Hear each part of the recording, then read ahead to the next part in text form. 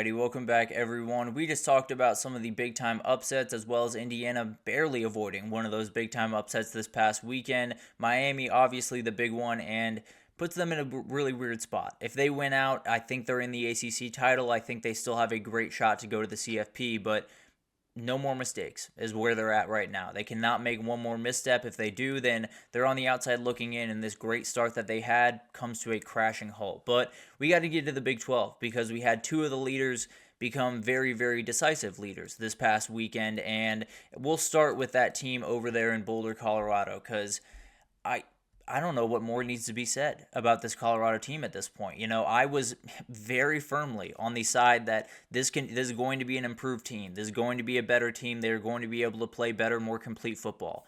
They are not getting above 7 wins. That was firmly my stance. Was if they get above 7 wins, if they get to 8-4, if they get to 9-3, if they somehow compete for a Big 12 title, they will be he will be my favorite for college or for coach of the year. They will be one of the best stories in college football, and they would absolutely deserve all the love in the world.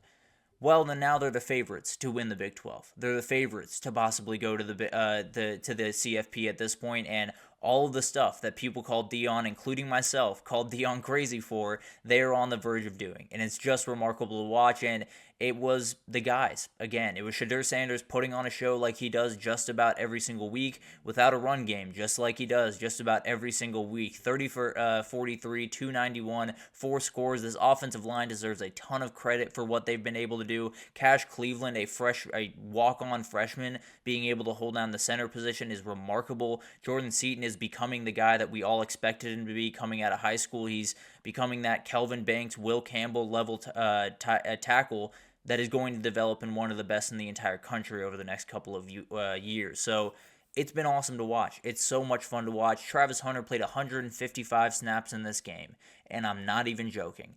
I've gotten very numb to him being a freak, him doing all of those crazy things.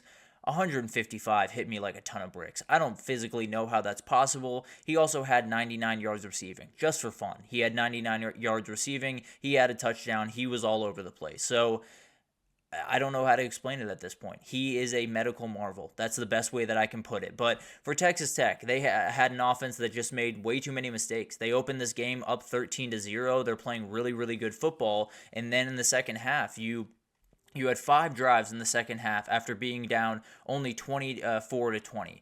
It goes turnover on downs, INT, fumble, turnover on downs.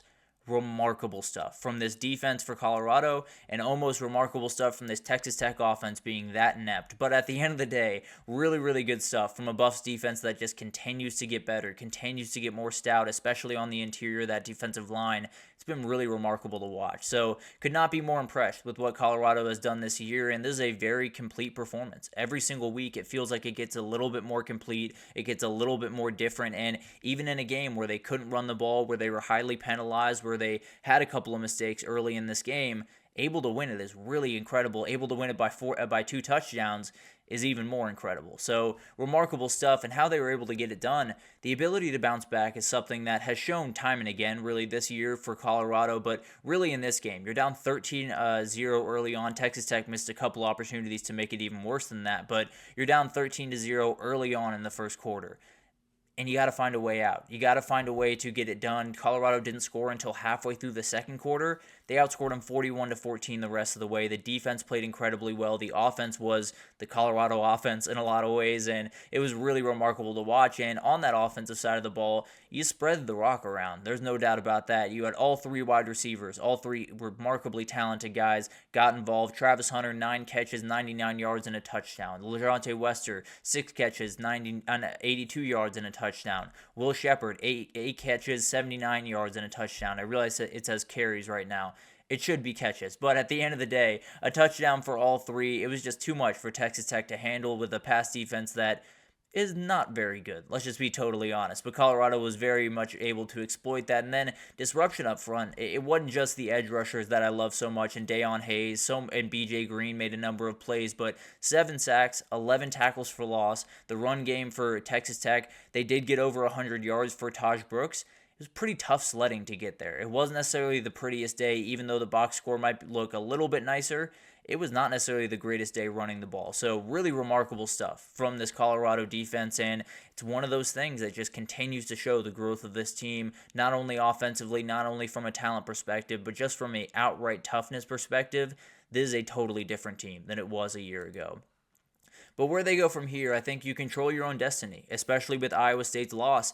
You are now the favorite to win that conference. You win out, you go to Arlington, you win that game. Now, you do have Utah, a team that's very, very good defensively, could kind of stifle that run game and really create problems for that offense, and maybe things go off the rails. You have at Kansas in 2 weeks, very, very a hot team that's playing really good football.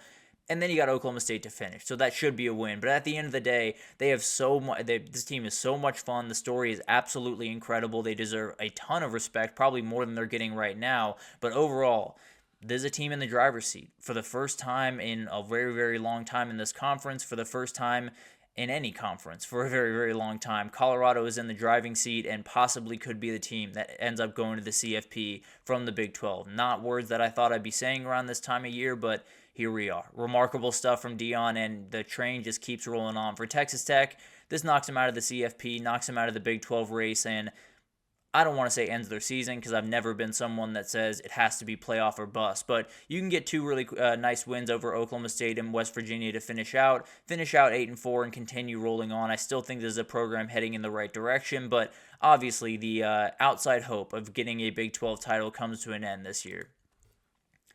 And then you got BYU being able to escape against Utah, because this one, like Indiana, this was a very, very tough game. They were able to escape with a undefeated record, and a little bit of controversy on that 4th and 10 on the last drive. After seeing all the angles, I do think it was holding on Utah. Obviously a tough way for that to happen, but I do think it was holding. I do think the right call was made there. But this is the first game this year where Jake Retzlaff just did not look like himself. He was 15 for 33, 219, no scores, had negative yards rushing, which is kind of his big-time thing. The thing that makes that offense so dangerous was his rushing ability. The Utah D-line was not having any of it. And then on the other side, Brandon Rose for Utah did some good work, considering all of the craziness around that quarterback position. Coming in, going 12 for 21, 2 touchdowns and 1 INT, and then another INT on a trick play and a fumble from another player.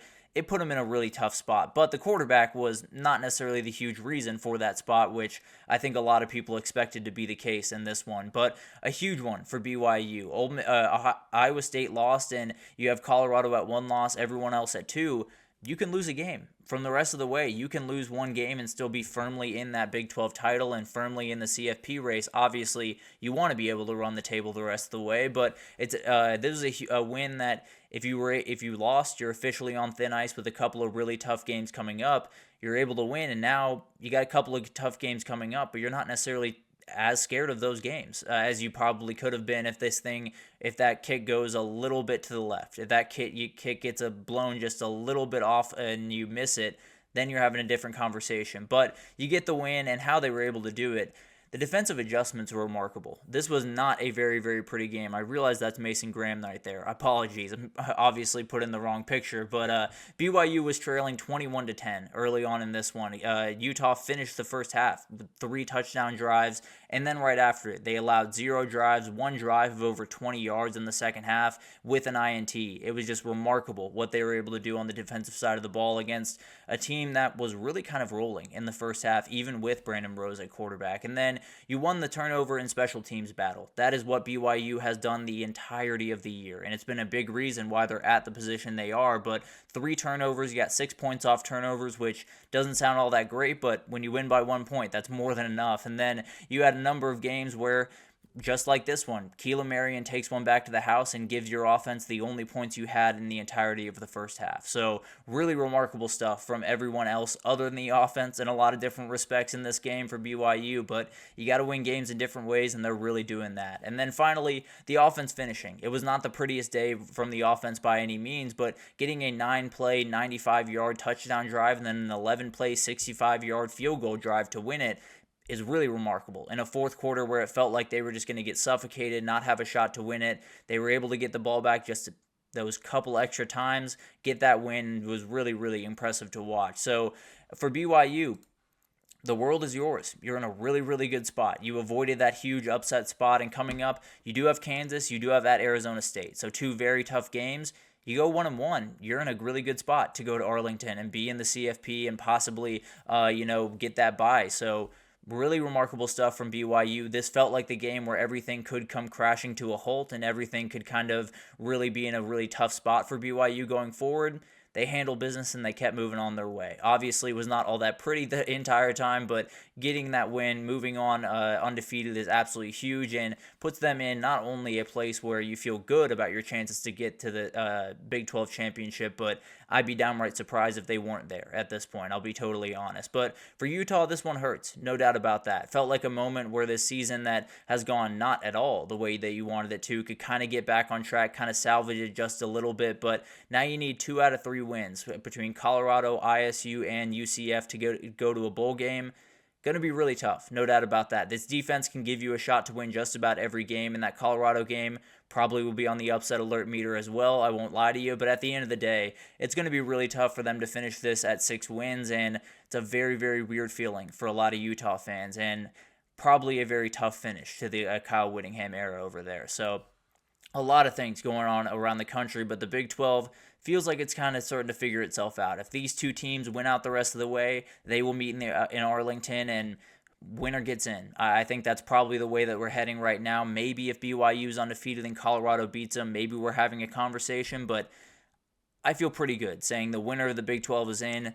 The loser, regardless of what you did in the regular season, is probably out. But obviously, still plenty to figure out here, and I think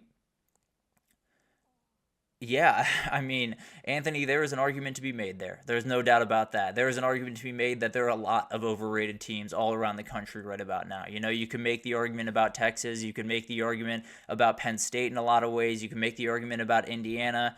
It's a weird season. And I think Miami, although I would probably describe them as overrated, I would probably describe them as a relatively flawed team that just hadn't gotten burned yet.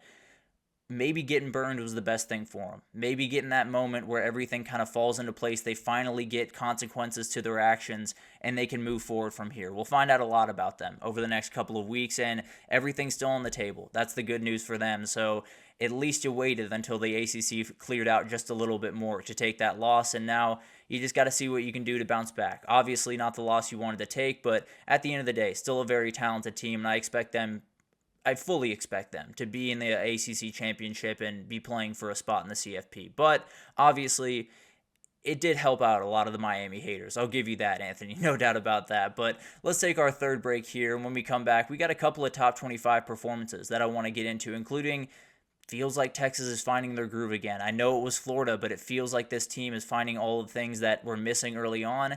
Feels like they might just be finding their groove, and if that's the case, then this might be a team that finds themselves in November and goes on a title run. But we'll get into that along with everything else right after this.